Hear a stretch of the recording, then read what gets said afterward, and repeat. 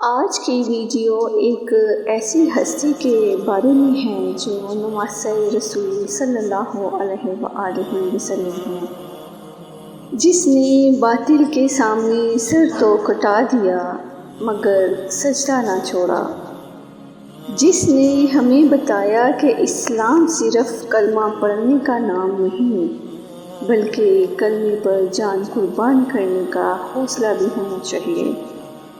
یہ داستان ہے حضرت امام حسین رضی اللہ عنہ کی اور کربلا کے میدان میں ایک سجدے کی عظمت کی۔ السلام علیکم ورحمۃ اللہ وبرکاتہ۔ بسم اللہ الرحمن الرحیم۔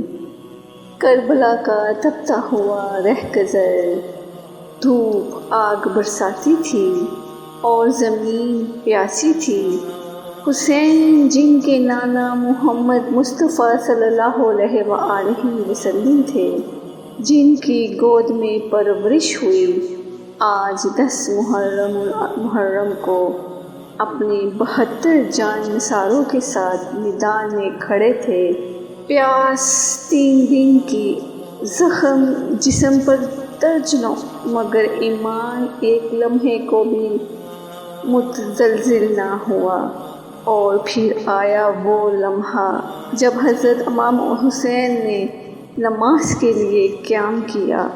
سامنے دشمن کی صفیں تھی اور پیچھے وفا کی مثال بنے جوانان بنی ہاشم۔ امام حسین نماز میں مصروف تھے اور دشمنوں نے تیروں کی بارش کر دی، لیکن ان کے سجدے میں فرق نہ آیا۔ حضرت ابو ثمامہ اور زبیر بن کین سینے پر تیر کھاتے رہے مگر امام کی نماز مکمل ہونے دی۔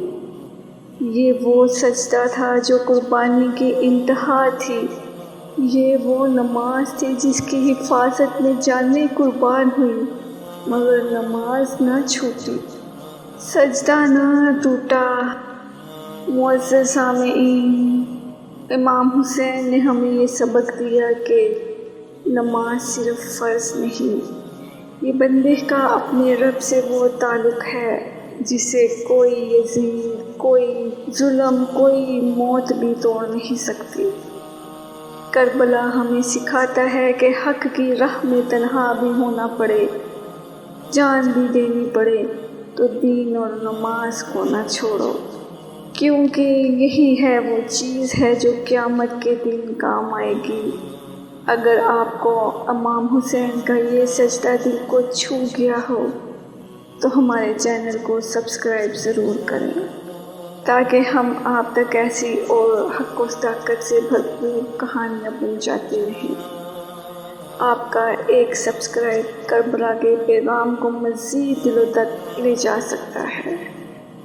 یا اللہ، ہمیں امام حسین جیسی استقامت عطا فرما، ہمیں سجدوں سے محبت عطا فرما، آمین، اور دین پر قربانی دینے کا حوصلہ عطا فرما۔ یا رب، ہمیں دنیا کی ظاہری چمک سے نہ بہکا بلکہ ہمیں اس عشق سے بھر دے جو امام حسین کو میدان کربلا میں سجدے میں لے آیا۔